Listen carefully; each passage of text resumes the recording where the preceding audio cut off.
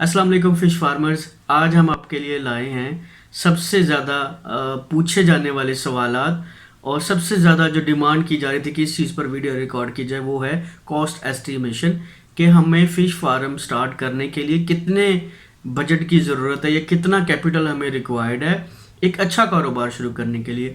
और हमें ये भी बताया जाए कि फ़ी एकड़ कितनी कॉस्ट आती है, फ़ी एकड़ पैदावार कितनी ली जा सकती है, कितना वज़न होगा, कितनी खुराक इस्तेमाल होगी, पानी का खर्चा कितना होगा, बनाने का खर्चा कितना होगा, टोटली मैनेज करने का खर्चा कितना होगा, 5 एकड़ पर कितना खर्चा होगा, 10 एकड़ पर कितना खर्चा होगा, 50 एकड़ की ज़मीन है तो उसके ऊपर हमारी कॉस्ट क्या आएगी, क्या बढ़ेगी या कम होगी, अगर हम 2 एकड़ पर फार्मिंग शुरू करते हैं तो हमारे अखराजात क्या होंगे।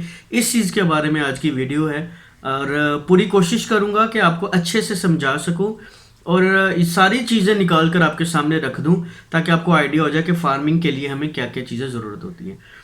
हमने बड़ी मेहनत से, जैसे मैं पिछली वीडियोस में भी जिक्र करता रहा, तो ये वीडियो का सिलसिला शुरू किया। अच्छा, इस चैनल का मकसद, बहुत सारे पूछ रहे थे कि सर आप वीडियो में ज़रूर एक्सप्लेन करें।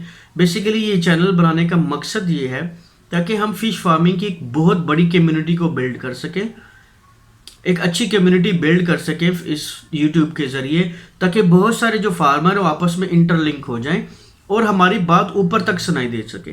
बेसिकली सारा पर्पस यही है कि जब आपकी कम्युनिटी बन जाएगी, जब फिश फार्मर्स की बड़ी कम्युनिटी बन जाएगी, तो आप अपने आइडियाज़ भी शेयर कर लेते हैं, आप अपनी बात भी सुनवा लेते हैं, जो मसले मसाइल आते हैं वो अच्छे तरीके से आप कन्वे कर पाते हैं। देखिए, दुनिया में ये पूरी हमें सबको पता है कि एक कानून है, अगर आप अलग-अलग खड़े होकर अपनी बात सुनाने की कोशिश करेंगे तो कोई नहीं सुनेगा, लेकिन अगर आप एक मजमा बनाकर, एक इकट्ठे होकर अगर कोई बात करेंगे, चाहे वो हुकूमती इदारों तक हो या चाहे कहीं भी वो बात सुनानी हो, तो ईजिली बात पहुंच जाएगी।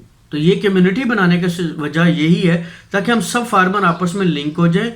हम मछलियों को जो बीमारी लगती है, कोई डिजीज़ आता है, कोई प्रॉब्लम आती है, कोई नई बीमारी आती है जिसका अमूमन इल्म नहीं होता, तो एक दूसरे के साथ शेयर करने के साथ हमें उस चीज़ का आइडिया हो जाए और हम बेहतर तरीके से एक दूसरे को हल निकाल कर दे सके। इंटरनेशनली लोग बात करते हैं कि फॉरेन कंट्रीज़ में, जो इंग्लिश लैंग्वेज स्पीकिंग कंट्रीज़ हैं, वहाँ पर रिसर्च डिपार्टमेंट बहुत फैसिलिटेट कर रहे होते हैं और फार्मर आपस में बहुत अच्छे से कनेक्ट होते हैं, जहाँ हम अपनी बात शेयर करते हैं और अपने मसले मसाइल को डिस्कस करते हैं। अनफॉर्चुनेटली इन चीज़ों का फुकदान हम इंडिया में भी देखते हैं, बहुत ज़्यादा है, पाकिस्तान में भी बहुत ज़्यादा है, जिसकी वजह से फार्मर आपस के एक दूसरे के साथ कनेक्ट नहीं हो पाते और अपने मसाइल को बहुत अच्छे तरीके से बयान नहीं कर पाते। तो हमारी वीडियोस को शेयर किया करें, यूट्यूब पर शेयर करें, फेसबुक पर शेयर करें और व्हाट्सएप पर शेयर करें, ताकि ज़्यादा से ज़्यादा लोग आपस में कनेक्ट हों और ज़्यादा से ज़्यादा बात सुनी जाए और समझाई जा सके और लोग आपकी बात को भी समझ सकें। जितनी, जैसे मैंने कहा, जितनी अच्छी कम्युनिटी बनेगी, जितनी ज़्यादा कम्युनिटी बनेगी, उतना ज़्यादा इजी हो जाएगा मामलात को हैंडल करना, प्राइस कंट्रोल को हैंडल करना, कॉस्ट को कम करना। देखिए, अगर फ़र्ज़ करें किसी फार्मर के पास अच्छा फार्मूला है और वो अच्छी मैनेजमेंट के साथ कॉस्ट को रिड्यूस कर लेता है, तो वो उसको शेयर करना चाहिए। ठीक है, शेयर कैसे करेगा? जब तक वो किसी से कनेक्ट नहीं होगा, वो शेयर कैसे करेगा अपना आइडियाज़ को? तो जो दूसरे फार्मर जिसकी कॉस्ट ज़्यादा आ रही है मैनेज करने की, वो नुकसान में ही जाता है। तो इस चीज़ को मद्देनज़र रखते हुए मैंने किया। अमूमन बड़े फार्मर जो है उनके पास टाइम नहीं होता और वो ऐसा काम नहीं करते। जैसे आज से पहले जब मैंने ये चैनल नहीं बनाया था, तो लिटरली टाइम नहीं होता कि आप अपनी फार्मिंग में से टाइम निकाल कर रिकॉर्डिंग्स करें। इसमें मेहनत होती है, सारी चीज़ें होती हैं, हम सबको इस चीज़ों का बड़ा अच्छे से इल्म है। बरकफ ये थी वो बातें जो मैं आपसे करना चाहता था, जनरल डिस्कशन थी, ताकि आपको आइडिया हो सके कि अगर इतनी मेहनत की जा रही है तो आपका भी फ़र्ज़ बनता है कि हम इस कम्युनिटी को ज़्यादा से ज़्यादा मैक्सिमाइज़ करें।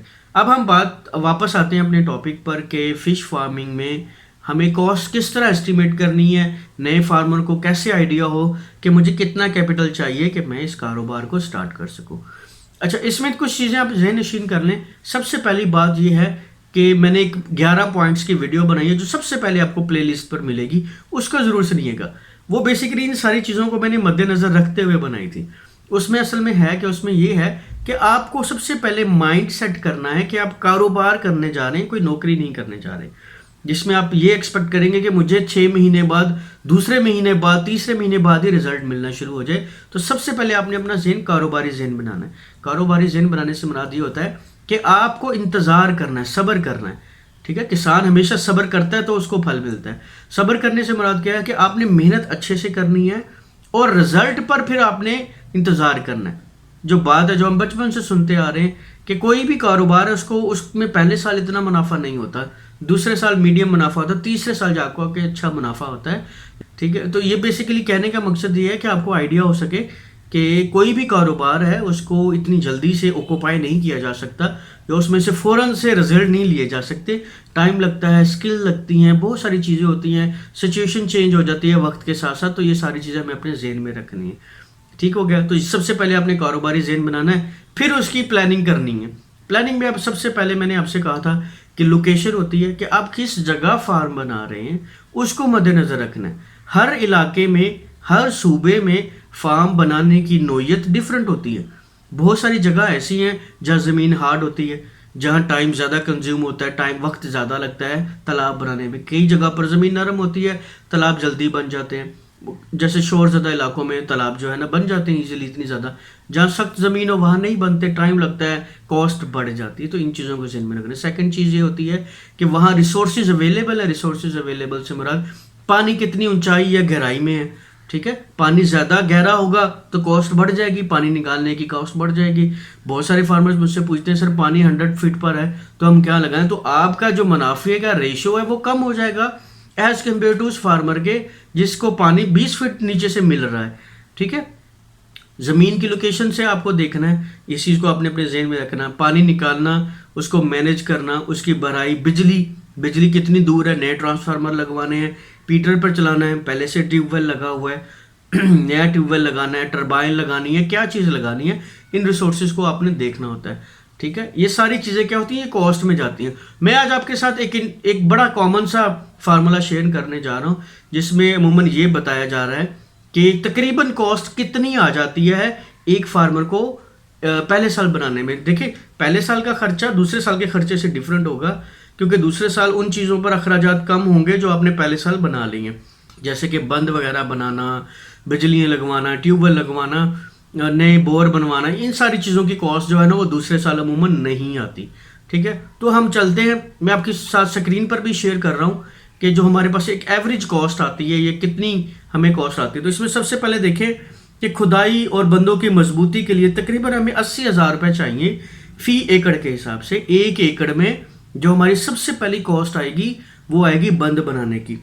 अगर आप ट्रैक्टर के ज़रिए बनाते हैं तो 80,000 आएगी, अगर आप बुलडोज़र के ज़रिए बनवाते हैं तो 60,000 रुपये इसकी कॉस्ट आएगी।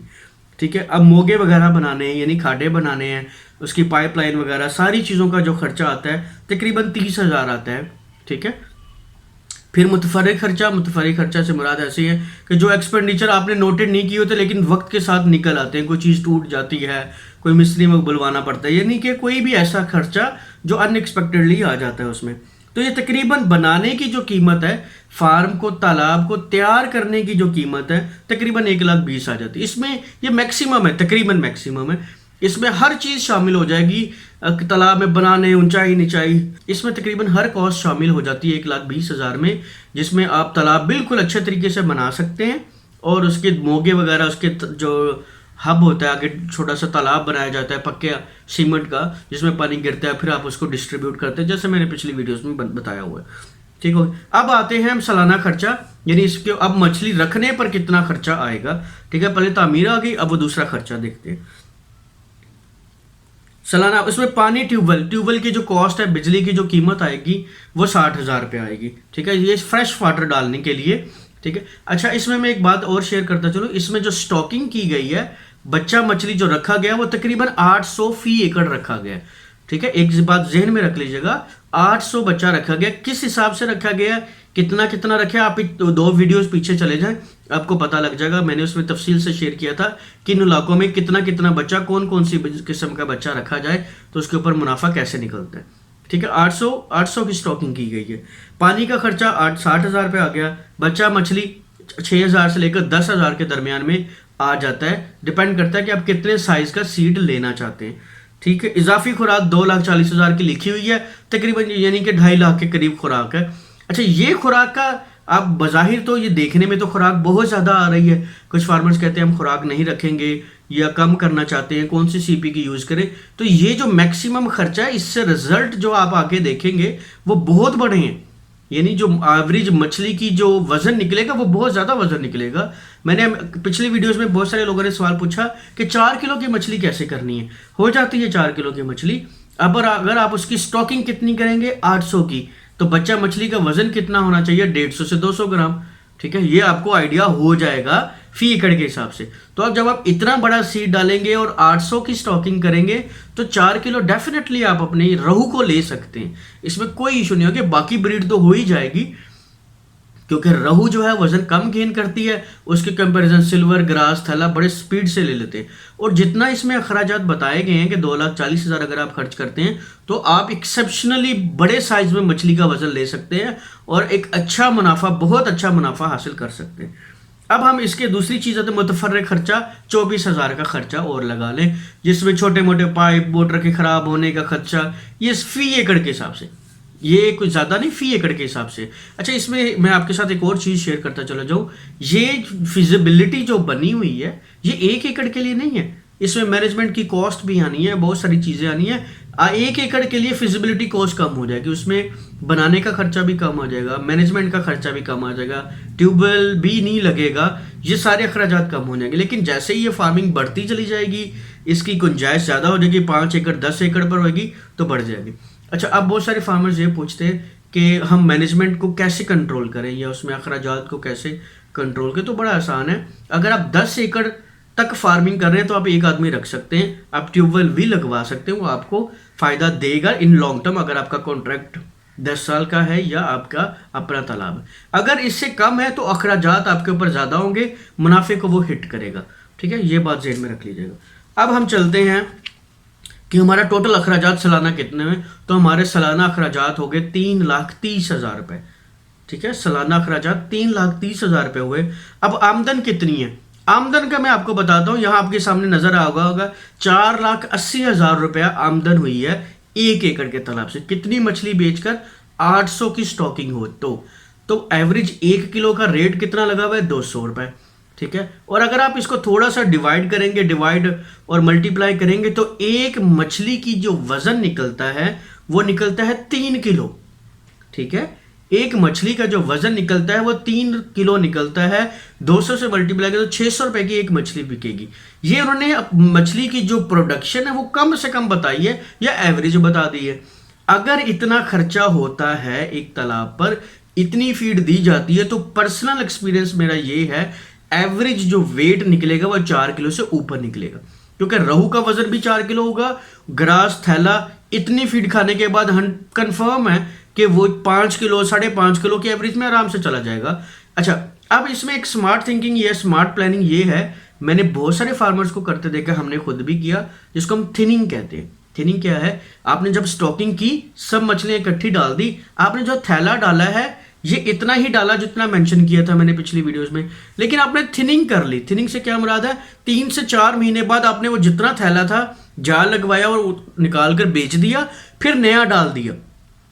ठीक हो गया, फिर नया बच्चा शिफ्ट कर दिया, वो भी साल के एंड में 2.5-3 किलो का, 2 किलो का, 2.5 किलो का आराम से वजन हो जाता है। सिल्वर के साथ भी ऐसा होता है, लेकिन ये आप पर डिपेंड करता है कि आप कितना रिस्क लेना चाहते हैं। स्टॉकिंग ज्यादा करेंगे तो इस अखराजात में भी वजन इतना ही निकल आएगा। तो जी हम इसका कंक्लूजन करते हैं जी, कितना वजन निकल आया जी, 1.5 लाख रुपए मुनाफा है, कम से कम 1.5 लाख रुपए मुनाफा है।